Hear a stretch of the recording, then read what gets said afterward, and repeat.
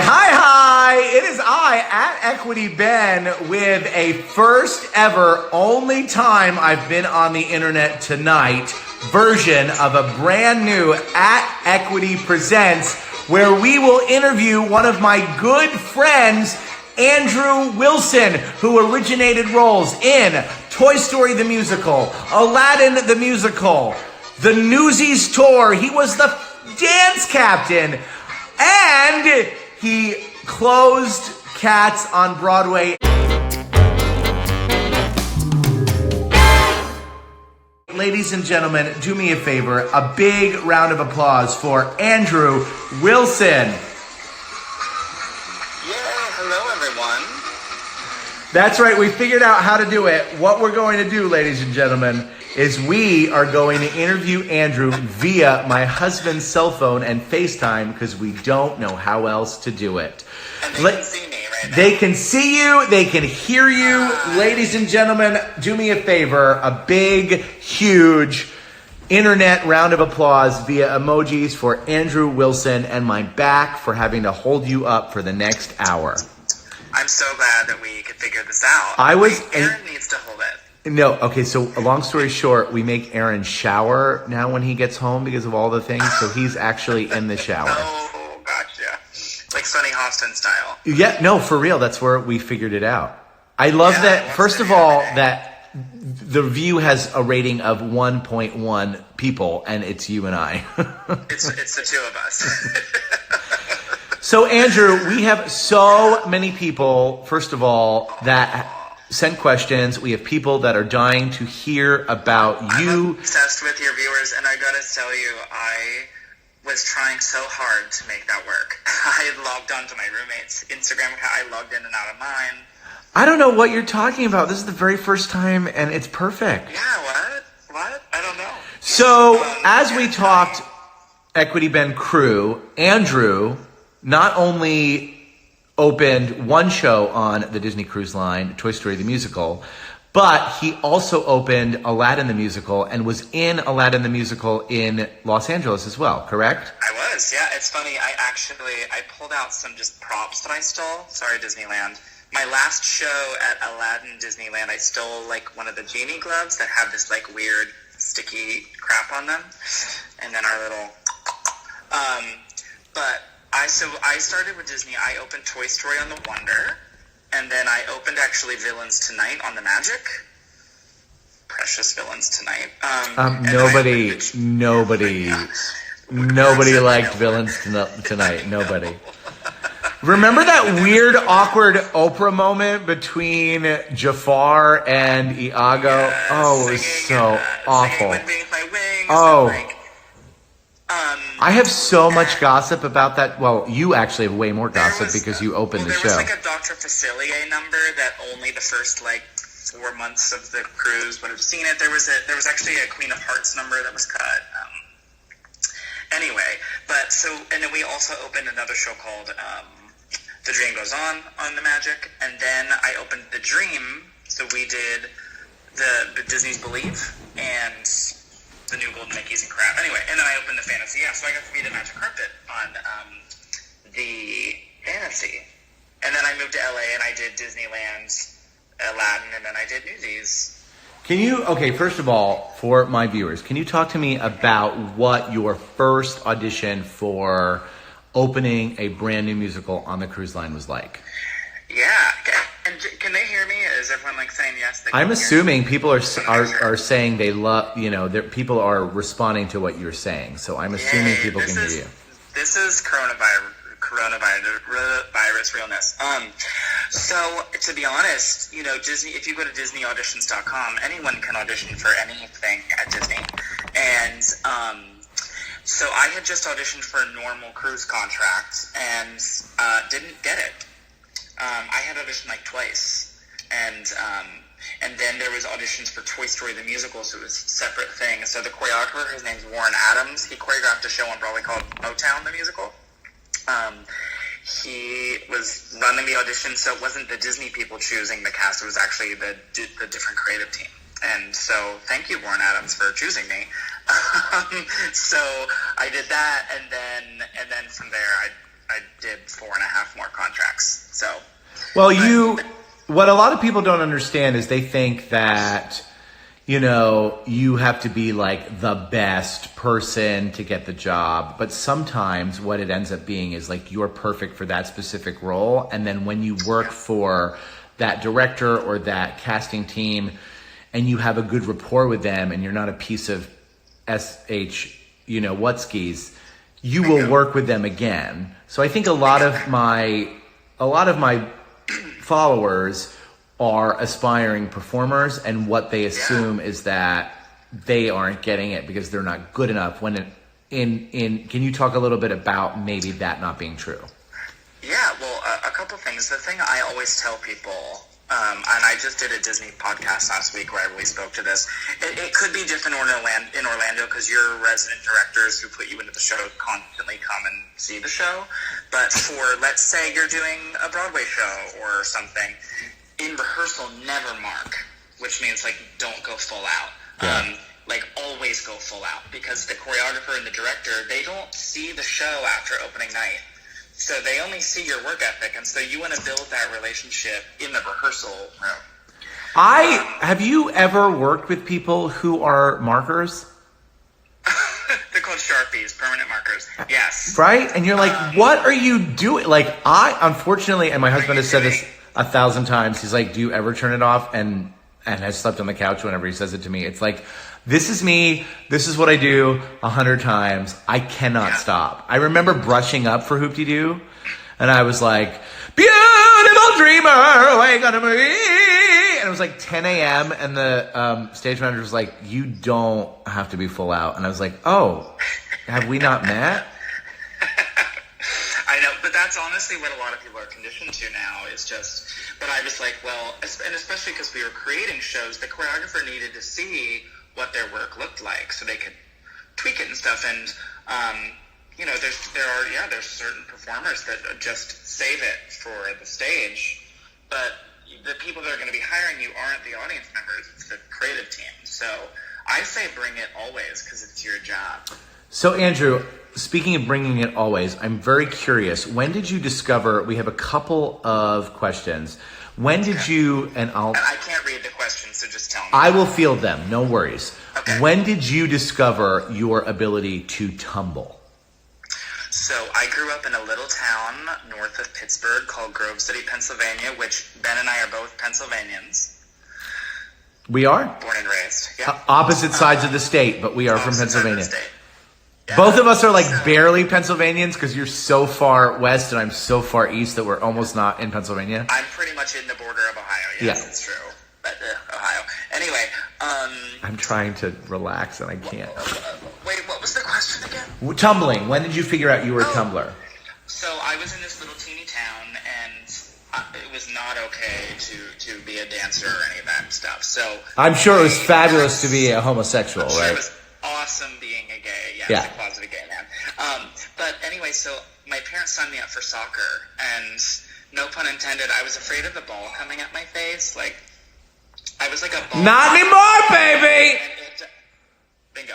But I literally was. I got like a bloody nose like every freaking game I ever played. So I just started I would like run really fast away from the ball actually and just do like rolls. And I didn't know what I was actually doing. So then eventually my parents got me out of soccer and signed me up for gymnastics. Long story short, after like a few weeks, I was picking it up so fast that I got invited to the competition team. What sucked was it was 6 days a week in a town called Butler, Pennsylvania, which is about 40 minutes south of Grove City. So it took a lot of drives in the car and a lot of doing homework in the car. But I did that, and but luckily I also lived in a place where I had a concrete driveway and not much yard. So I practiced all of my tumbling on concrete when I would get home, which helped me transfer it to the stage in a weird way. A lot of people learn on mats and gymnastics pads and stuff, and I have noticed, and forgive me if I'm cuckoo because I'm a little bit out of the loop, but Andrew, am I correct in saying that tumbling is huge right now? There's like tumbling in almost every show. It goes in waves, yeah. So like Newsies, when I did Newsies, I mean like every number has a tumbling pass. Yeah. So the really athletic shows, obviously Cats. I mean Wicked has a tumbling track. Beetlejuice on Broadway has a tumbling track. There's a lot of tumbling, but it's kind of like tap dancing. Like it'll be in vogue for a bit, and then the shows will kind of pare down. Like Frozen on Broadway doesn't have a tumbling track. Aladdin on Broadway doesn't really have a tumbling track. Well, but their theme park shows did. The cruise line did. And absolutely did. And I do you think that maybe they did like we can't talk negatively about Disney because I still represent the Walt Disney Company, which is the best company in the world. I was going to show you. I don't know if your viewers can see. This is my Disneyland one. Oh, yes. And then this is my cruise line one. When I worked at Disneyland, they had these really cool frames. That's the cool. cruise Yeah. line though doesn't tell you where you're from, just your country. Well, that's because they're all from different countries on the ship. Right. Yeah. Your bicep is gonna look so sexy at the end of this. My back is killing me. I'm so freaking old. Speaking of age, I'm curious. So because tumbling is still in so many different musicals, do you think at your age, and forgive me, but like for a chorus boy or whatever you would call that's what I love to be. Yeah. Do you think that at some point you would ever age out of being able to tumble? I mean, a lot of people in their late 20s are like, oh, I don't even tell people I can tumble anymore. It's been like my bread and butter and a part of my personality for so long. I know people that are tumbling in their 60s. I mean, not tumbling passes, but I'm 34. I teach actually at a place called Broadway Dance Center in New York City. I teach a tumbling class for the stage. So I actually teach you the techniques of like preserving your wrists and your knees and Can you teach me those tricks? Duh. Just need a mattress. That's right, baby. But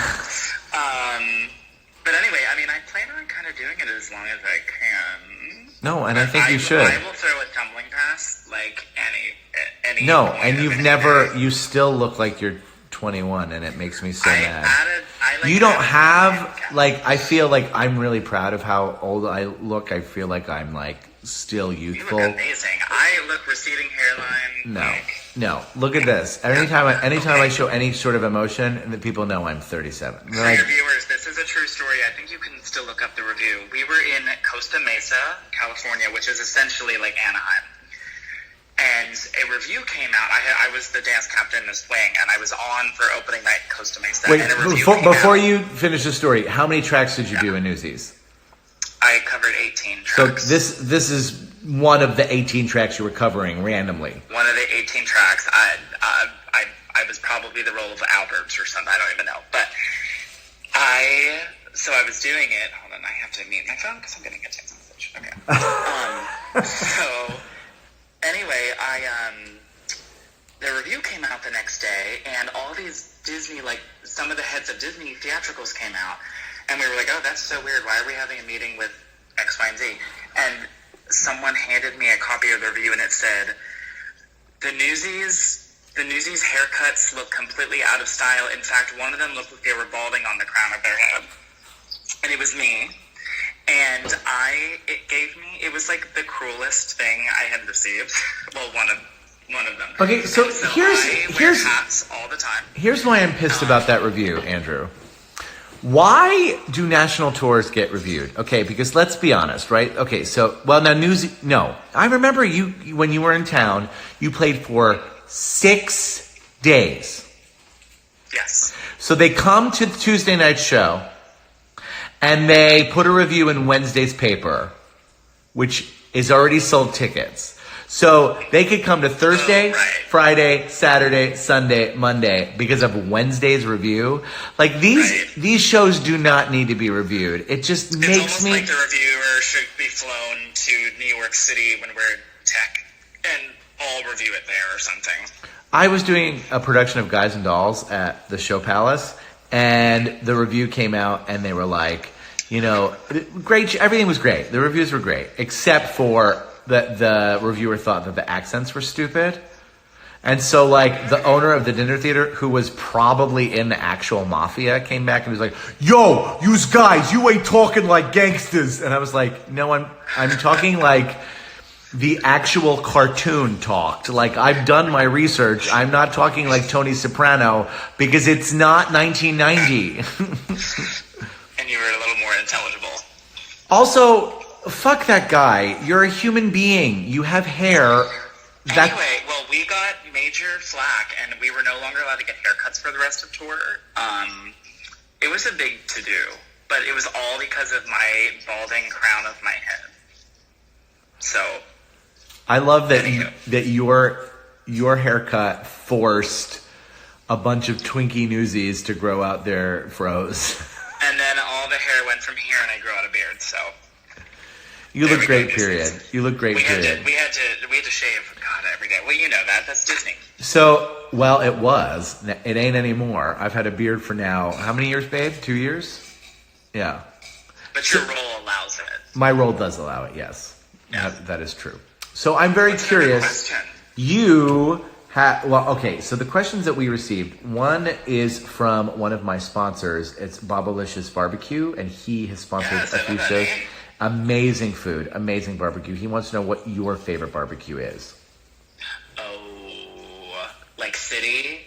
I really enjoyed the barbecue in Dallas and St. Louis specifically. I would have to look up the names of the restaurants we went to. One of them was this famous place in St. Louis that's by the Fox Theater, and one of them was outside of Dallas somewhere. So but I actually like I like the dry rub. I have heard differently about you, Andrew.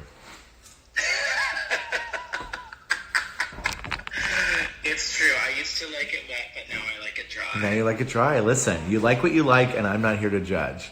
We're here for So, that. Yes. a couple other questions that Yeah. we received. What has been your best role that you have ever played? Favorite role you've ever Favorite played? role.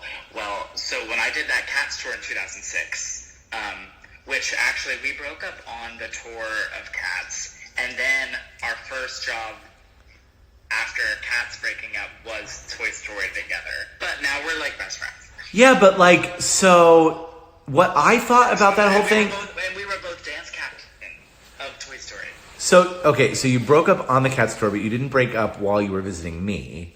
So then Mark, We were very much together. how I know Andrew is that Mark is one of my friends from theater way back in the day. Actually, the theater that I got my equity card at. And Mark and I stayed friendly. And so Mark invited my husband and I on the ship that you guys were working, and you guys weren't a couple. But we all still were. You didn't know. I didn't know. Okay. I mean, I figured it out Right. when your mouth was on somebody else. Oh. No, but that was the only time I was ever able to be on the Crew Beach. Can I ask, this has nothing to do with you performing. Are kids allowed on the Crew Beach? So the kids of the officers, so only petty officers and up would be allowed to like sign on a guest. And so if they are signed into your cabin and you have a child, they can come to the Crew Beach. But like, I didn't have sign-on privilege as a dancer on the ship. Yeah. And so if like my little nephew had come and bought they got a stateroom, he would not have been able to come.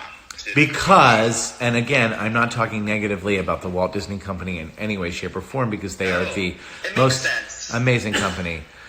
We fell asleep on a hammock on the Dream while Charlotte was in the nursery, and there was a kid. The very first hammock and the Crew Beach are within. That's actually social distancing feet. I mean, it's 6 feet.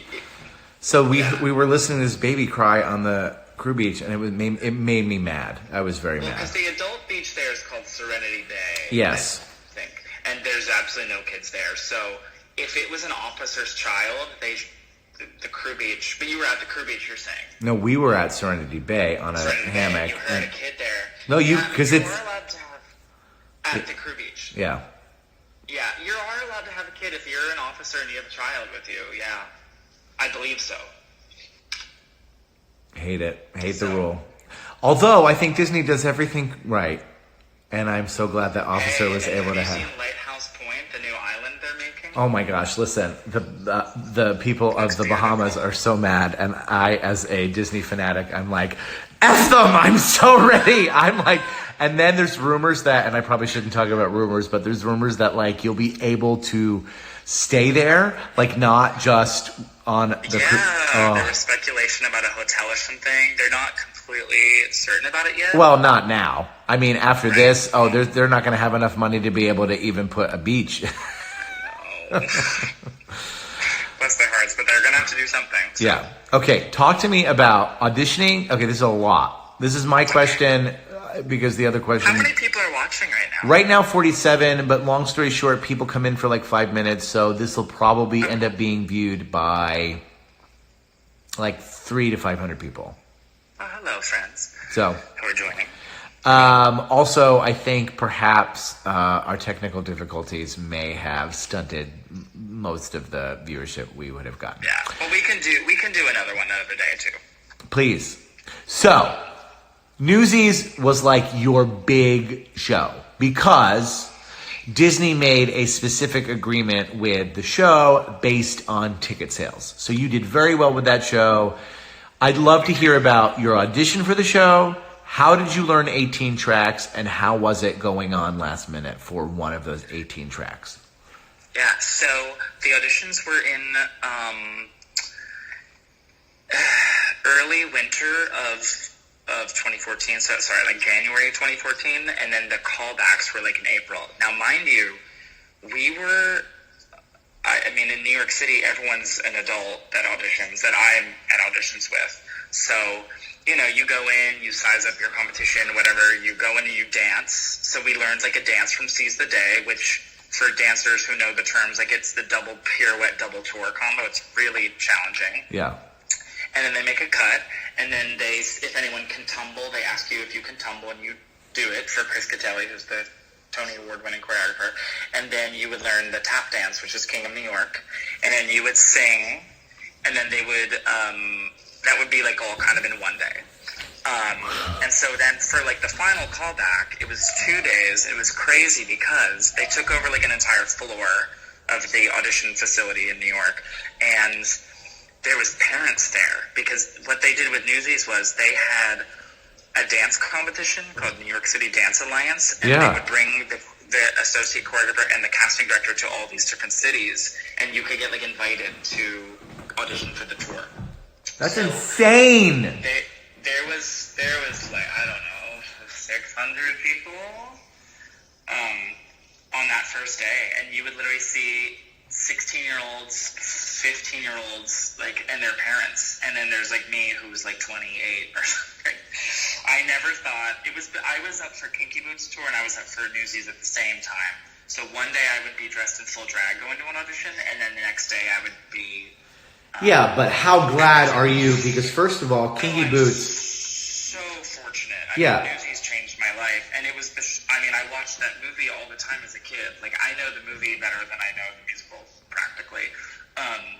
But so then they made a cut, and I got called back for the next day, and then they gave us sides. So like just general newsy, like a scene from The World Will Know, and then we had to do a different jazz dance, and then we had to do the double pirouette, double tour dance combo, and the tap dance.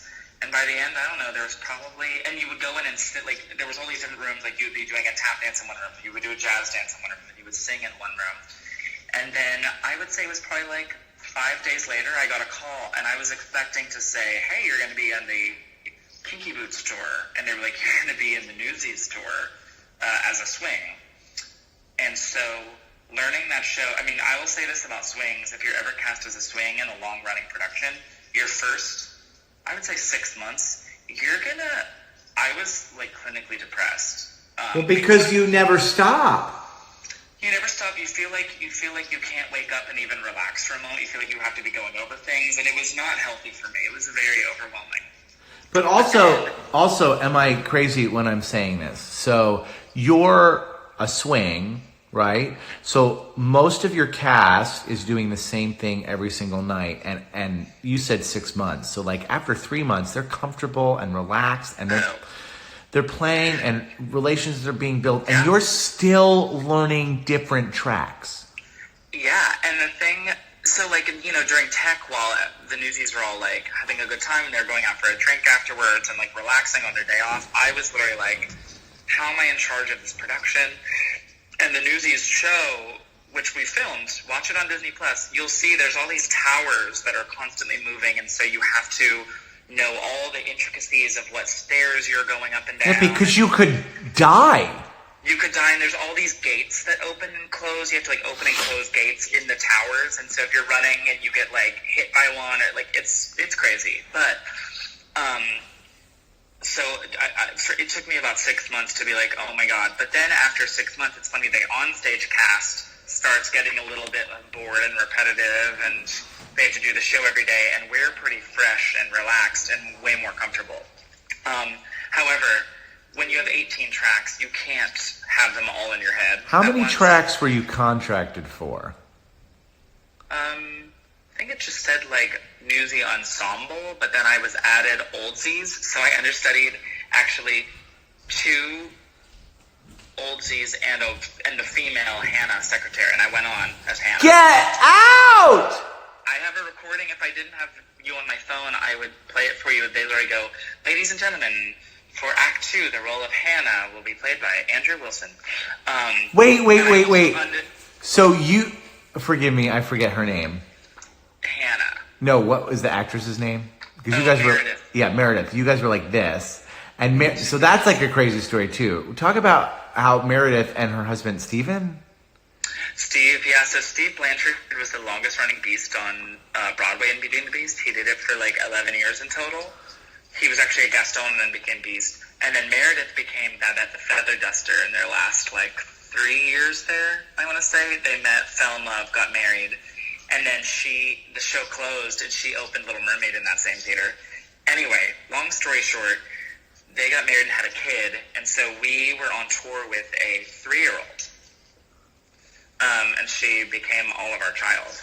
Which is insane. Like, in the middle of the show, with all the swings, we all just like took care of her daughter, their daughter. Because she would go on stage, and she would work, and he was in the show, and so you guys would watch the show, and so we would like bop around, and then they would get a babysitter, like if everyone was on or whatever. But yeah, she would like hang in the dressing room with us. She was so sweet. So cute. I followed you through all of that, so watching all of that was just like so freaking cool to me, because this is such a weird business. So when something like that happens, I feel like us as actors, and knowing what that's like, or knowing what that would be like, you automatically jump to action and figure it out for them. Yeah. So your contract, so your agent calls, they give you a contract, you've learned, 8 tracks or whatever. They don't tell you how many tracks you're going to learn. When did you realize that 18 tracks was too many to learn in a show? I mean, it was a lot. I mean, it's not, now Equity has changed the rules. I think they limit actually the amount of tracks you can learn, but the way we did it, there was 3 male newsy swings, dancer swings, and we all divvied up for primaries. So I actually had like 5 or 6 primary roles that, like, if someone was out, I would be the first one to go on. So those tracks, which were the tumbling tracks, I had like that. But if you were already on and one of the other roles went out. So we were in Boston at the Opera House, and I was sitting in the audience with Jack Feldman, who wrote the lyrics to Newsies, Harvey Firestein, who wrote the book to Newsies, and Jeff Calhoun, our director, was there. Like, these are huge people. Yeah. Jack Feldman also wrote the lyrics to Copacabana. These are like the biggest, they don't get bigger than these people. Yeah, and the nicest people. So because I was a dance captain, I was sitting in the audience with them, and I had become friends, especially with Jack Feldman. He's the nicest man. We were sitting there, and I got a text on my phone in the middle of carrying the banner, and it said, Elmer is out, who's one of the newsies, and we need you to go on. Now, Elmer is also SpotCon, and I had never done that track before. He was probably like the last newsie in the back of my mind, and he was a tap dancing track and a principal, like a featured role. I'm sitting in the audience. I had never done the role. I'd never done it on stage. I hadn't even thought about it. So I then had to run backstage, knowing all of them are in the audience, feverishly look through my notes, and then I went on stage and I pretty much guessed a lot of it, to be honest. But seize the day, every time I had a break in that number, I was going off into wings and being like, okay, I'm on number 14, and then Romeo slides through my legs, and then I do this, and I run up, and there's all this fight choreography, and then... So can I interrupt just to kind of field another question that works perfectly here? Can you talk to somebody about your swing book? Because they're asking, how do you keep everything separate? So I obviously know like the secrets because I've seen it. I've never done it and will never do it because my brain doesn't work like that. But obviously your brain does. So please. People have a lot of different methods. I initially had flashcards, and then I eventually did away with them because I did this thing. There's actually a former Disney Cruise Line performer named Jeff Whiting, who then became Susan Stroman, big Broadway director choreographer's associate, and he invented this app on iPads called Stage Right. Yeah. Stage, W-R-I-T-E. And it's $10. Yeah, it's like $200. But you can create the blueprint of a stage, and then you can make little dots for all the people's characters, and you can go page to page of every single moment in a number. So Carrying the Banner was probably 70 pages long. And I actually started using that for everything, because once the script was memorized, I didn't have to write, I say, Jack, what are you doing? I didn't have to write those things down. But initially, I actually had flashcards for every character. But then you lose them, and it's a mess. So I was having a conversation with my mother the other night, and I was explaining, I think for her birthday, I drove to her house. And one of the things I brought up to her was that I don't get nervous anymore, at all, for anything, even auditions. My mother, she spit on the floor, even with coronavirus, and was like, how dare you? That's totally not what performers do. Can you explain to my audience that there is kind of a point in your career where there's something that you realize is more important than what we do, and you just kind of accept that you aren't going to get nervous anymore? Right. So I will say this. I get nervous for the first performance of anything. Even if all I'm doing is walking across the stage with a tray of glasses, I do get a little, it's not nerves, it's more so, it's this unknown excitement. I'm ooh, this is fun. And it literally wears off after that one time. Yeah. And at auditions, I don't get nervous. It's more just dancers are different because we watch everyone's auditions and they watch us. As a principal actor like yourself, you go in and sing in a room with just the creative team. Yeah, and sometimes, sometimes even not that. Sometimes it's literally just a casting director, depending on what part of the audition you are. Yeah. And also, for people who aren't in the business and don't want to be, I always tell people, it's imagine going to a job interview where you see every single person applying for the job and you're listening and watching their interview and they're watching yours. Yeah. It's a lot. But I don't get nervous. It's excitement and dread at the same time. You're just kind of oh, am I going to be, and I'm a very low self-esteem, humble to a fault kind of performer. So I'm always thinking, oh God, why would I get hired? And then something kicks in when I start learning the choreography where I stop worrying about the other people and just get really focused on the task at hand and performing it.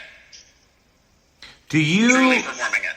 So a few questions. Can you just quickly get out of the mirror when you learn choreography? You look at the mirror for 2 seconds to make sure you're hitting the body shape, but get out of it.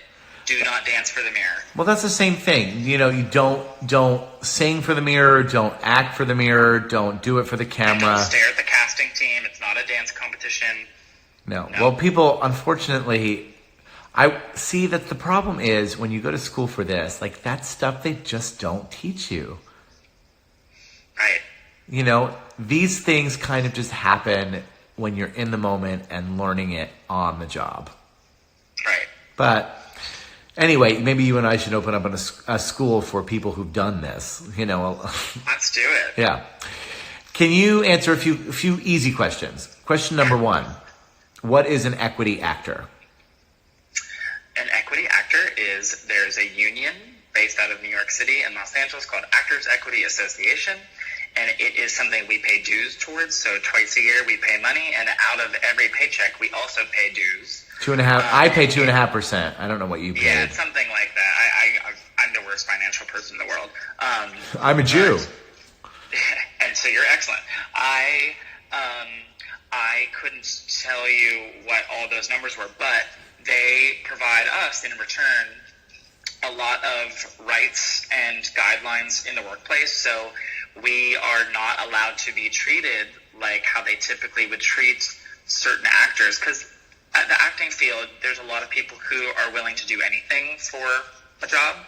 And so Actors Equity steps in and goes, no, you can't work your actors 12 hours a day, 7 days a week. No, and on tour is a big thing. They were like, you are not allowed to travel a month without a day, a total golden day, they call it, where you're not allowed to be on a bus or anything. Because a lot of times you'll go city to city to city, and every Monday, your day off, you're driving or flying somewhere. Was that Cats? Cats was non-union, yeah. So, like, there was no jurisdiction, and we would drive, like, 12 hours. We would literally leave at, like, 5, 6 in the morning, get in at 5 or 6 p.m. and do a show that night. No! For real? All the time. That would never happen on an equity tour. No. Or if it did, you got paid handsomely. So the union also provides health insurance for us. The union now talk to the 401k. Talk to everybody about how amazing the health. So I'm insured through Disney, so my insurance is completely different. But if you're an equity actor and you're not insured through a corporation, right? So the way ours works is every, I believe, 12 weeks of work as an equity contracted actor, you get 6 months of insurance, and for every 19, I think it's a year. For how much? Uninsured. But how much is it a year? And then it's $400 a year. A year. $400 a year. And that's it. And because part of your contract is your employer pays into your insurance. Yes. Now, what's bad is if you just started, let's say you booked your first equity show, you wouldn't be able to get it until you had accrued 19 weeks of work. So if you're on Broadway, you wouldn't have insurance for the first 19 weeks. However, if your show closes and you have it, your insurance doesn't go away. Yes, for a year. As long as you have those weeks and you're paid up. Now, the Cigna, it's through Cigna. It's some of the best insurance in the country. It's the best insurance. It is an amazing plan. It's truly incredible. And then also the pension is fantastic as well. I mean, you get 8% of your salary. You don't pay into, but your employer pays into. And they'll match up to a certain point too. Like I think it's like 3% for us. Like if I put in 5%, they match 3 of it. That's for the 401k. 401k. Yeah. Sorry, the Jews talking about money. We're going to talk about money now. Okay. Other silly questions. Question number 17. The spread eagle. Have you been compared to Gus Kentworthy before? No. Someone told me I looked a little bit like his ex-boyfriend, Matt. Oh, I love Matt. I think he's a genius. I do not see that. He's so handsome and rugged, and I would not call myself either of those things. You were wearing glasses when we started. That's why. On the show The Bachelorette, there was this guy named like Michael something, and he had a twin brother, and I've been told I looked like Michael from The Bachelorette's twin brother. I don't know. Aside from that, I sometimes get Ben Stiller, which is really fun to get. Can you talk about your when you dated a celebrity? Who did I date as a celebrity? I mean, recently? you don't. Yeah. I mean, you don't have. You don't have to talk about it. I'm just. I'm just throwing that out there. I've gone on dates with several celebrities before, and Am I putting you on the spot? they're super normal. Yeah, I'm like, I'm getting hot right now. Okay, we'll move on. We'll move on. Somebody would like to know, what is it like being discriminated as an equity actor? Well, I was non-union for so long, and I put in my dues. Like, I did 2 non-union tours. I did non-union regional theater. Cruise ships are not part of the union. So I've never been discriminated against because I freaking did it too. Like, I did the non-union route. Because essentially, once you enter the union, you're with the big dogs now. So you might not work as much, or you might need to age into your role or whatever. I know that was more of it did seem like it was more of an amusement park thing. Like at Disneyland, we were AGVA, which was our union, and then there was, like, the parade performers and characters weren't a part of that union. But, like, for instance, this is insane. There's a show in Disneyland, and it's 2 AGVA performers, and this wouldn't work out here because we're represented under a different union. And there are also, in the show that I saw specifically, there were also 2 princesses. Now, the princesses each had 2 lines, maybe 4. But because it was under a certain amount of lines, I'm assuming that those princesses were not union, and then the actors who did all of the talking and the singing, they were union.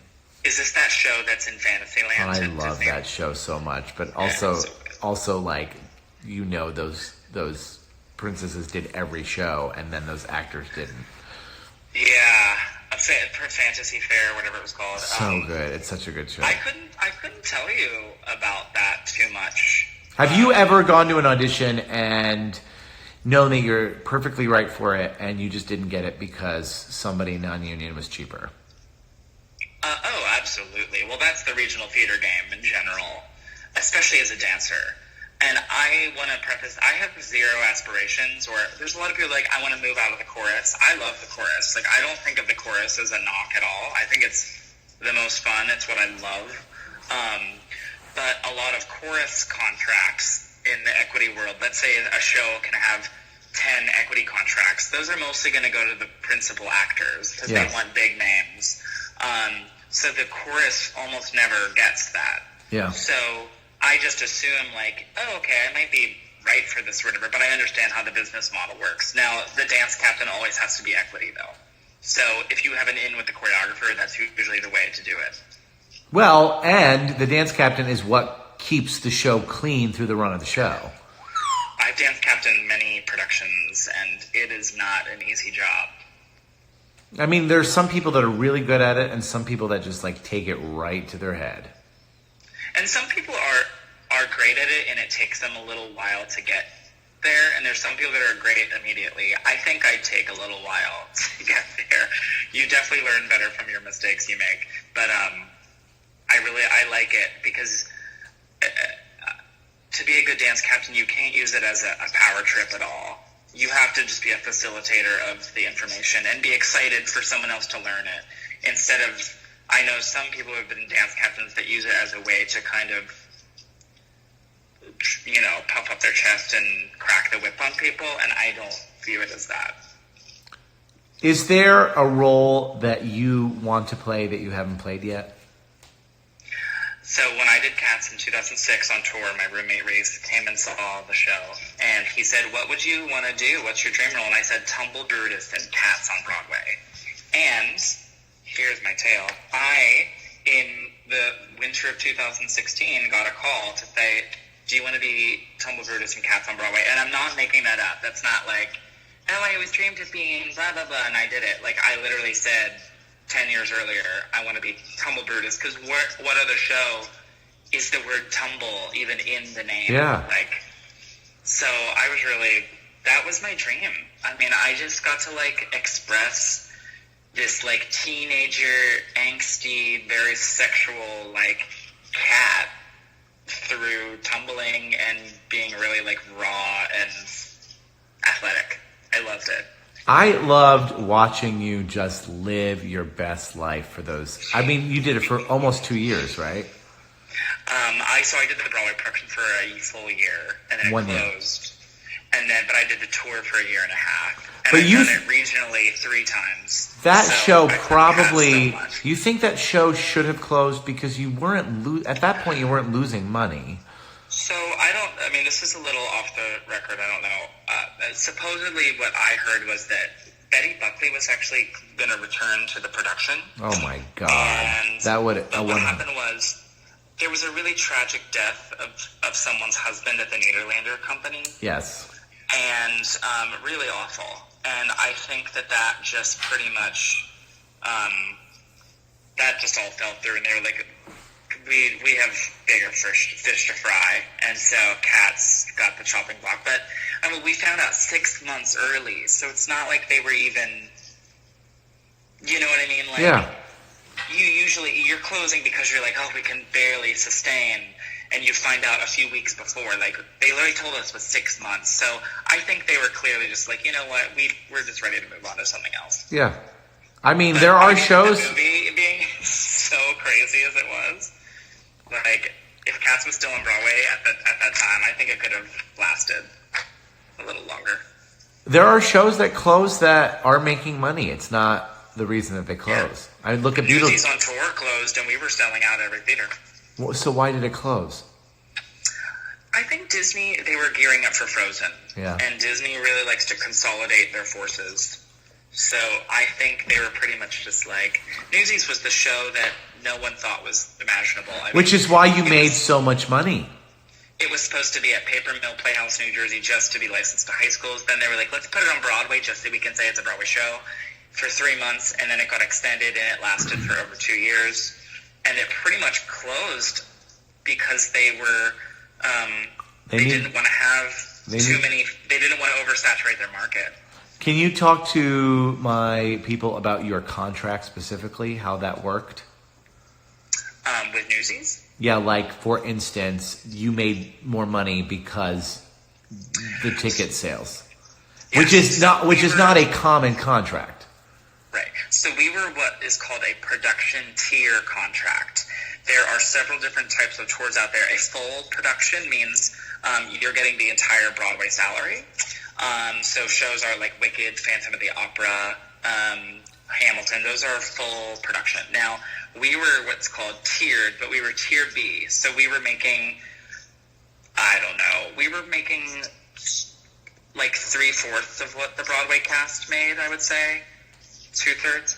But then they add this thing in which is called overages. So if a theater makes more money than their like goal or whatever the term was, we get a cut of it. So there was, I'm pretty sure it was Minneapolis, we made like an extra $1,600. Chicago, we made like an extra $1,000 a week. Which, if they would have just given you the production contract, they would have actually ended up... They would have saved money, for sure. Yeah, so we actually wrote it to our advantage, and everyone was kind of like, Newsies is like a surefire hit. Like, what are you doing? But a lot of shows have taken advantage of that. Honey, I sat in the last row. Like, that's the ticket I could get. And you were in the show. We were the second show at Walt Disney Theater in Orlando. They were trying to get, at Dr. Phillips, they were trying to get, like, Lion King to open the theater, and they couldn't. I think Phantom of the Opera was the only show that was there before us. That theater is amazing. My husband, I love Phantom of the Opera. My husband saw it. My husband is not the theater guy, you know. My husband is the businessman. And I loved it. I'm bawling my eyes out at the end of the show, and I turned to my husband. I love it. I said, what did you think? And he goes, it needed more Phantom and less opera. Well, and on tour, it's scaled down a bit. The new tour is really smart, though. I mean, yes, the Broadway show. What I miss about tours is, like, sets. Yeah. Like, your show toured with But a Newsies freaking was the full set. set. Yes. Huge. Like I said, like you said 20 minutes ago, you could die because of this set. Yeah. Yes. Oh, yeah. Okay, Yeah, so Newsies last... Speaking of Newsies, wait, can I plug this paper thing? Yes. Do I have this? Yes. I have one of the papers that was used in the Disney Plus movie. And Andrew wants to give this newspaper away. So here's what we're going to do. I want to give it away. If you donate $5 or more to the link in my bio, my PayPal link, I will donate all of that money for the next 24 hours if you, in the description, put Newsies or Carry the Banner or Seize the Day or Andrew looks like Kent Gusworthy. I will donate that to Broadway Cares, Equity Fights AIDS. Yay. And then randomly, Those names. we will pick one of those people and get you the newspaper from Newsies. And I will send this to you. Now, how do I get your tail? But it's really cool. I know. So the tail, it was closing night, and they were all like, you must put your costumes in. And I said to my dresser, I was like, I'm stealing my tail. He goes, Andrew, take it off the second that bows are over and go hide it in the set. So our set had like pipes and all this stuff, and I literally ran out into the audience. I ran into a pipe. I took my tail off, and I like wedged it into this thing so no one would find it. I left the stage door. I signed everything, and I said, "Oh, I forgot something in my dressing room." I went back in and stole my tail. Well, I mean, you need something to hold on to. The tail, it's super 80s style. You literally wrap it and tie it in the back like this. Can you see that? Yes. Well, I mean, I'll hold it closer. Jellicles can and jellicles do. Jellicles can and jellicles do. Jellicles can and jellicles do. You know, I was... Here's my Newsies hat, too, from the movie. We are not giving anything away but the newspaper, just to be clear. Newspaper, yes. Newspaper. You're getting one from the movie, and I took it literally from the film set at Hollywood Pantages Theater. So Jeremy Jordan touched that paper. You gave me a newspaper. I have one at my house. Mm-hmm, yeah. Oh, when I met your friend Tahani. Guys, Tahani from and Magic she Kingdom, she's the best. Became, like, uber close with, like, Stephen and Meredith. Yeah. And every time they've come to Disney, they've connected. They see Tahani. Yeah. You know that Stephen and Meredith, who were in Newsies with you, they performed their cabaret on my honeymoon cruise. Yeah, and they perform at Epcot. Now they do the Festival of the Arts Broadway series. They perform at Epcot. Yes, that is correct. Well, Andrew Wilson, any last ones? You have been absolutely fabulous. My arm is absolutely exhausted, and we've almost hit an hour, and this will cut us off after an hour. But I think that we have hit every single question, except one last question. Actually, this is the perfect question to end our interview with. So just one more time, if you go to the link in my bio and you donate anything over $5 with the description, Newsies or anything of that sort, I will automatically turn that around, donate it to Broadway Cares Equity Fights AIDS on behalf of Andrew, and then we will enter you into a contest to win a newspaper from the production Newsies. So our last question. Watch it. Yes. Andrew was the dance captain for and kind of. And I'm in it. Choreographed. I assisted and I have little touches in there.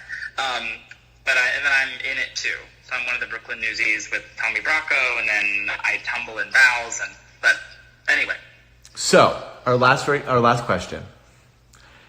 Describe your entire career in one word.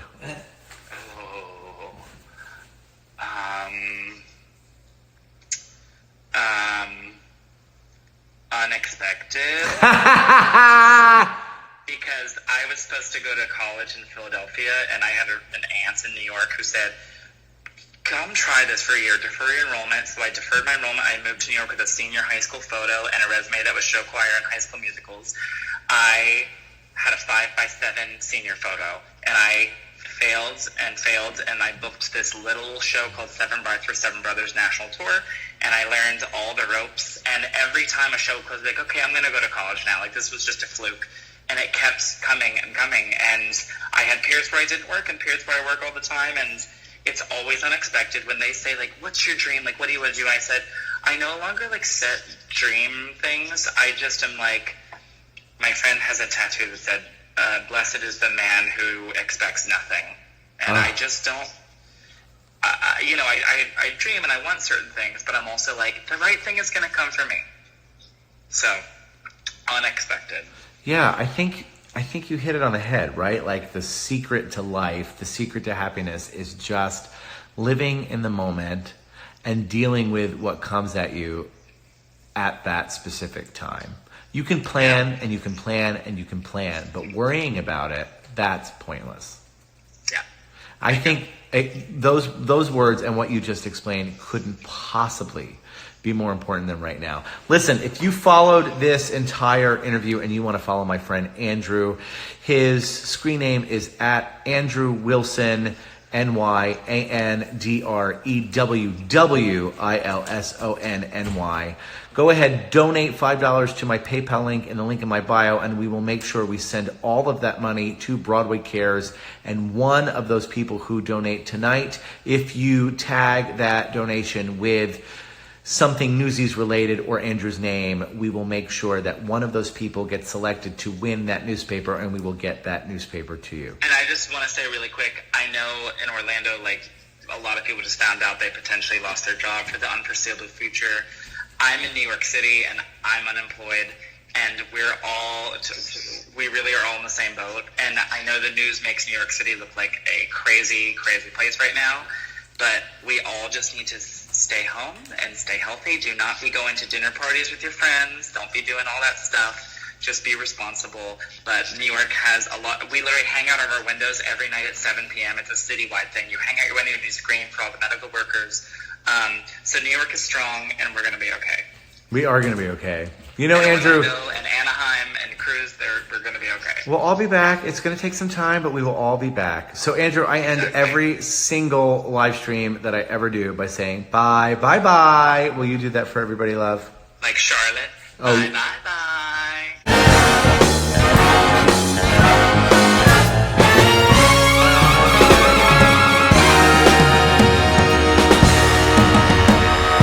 Angelicals can, Angelicals do.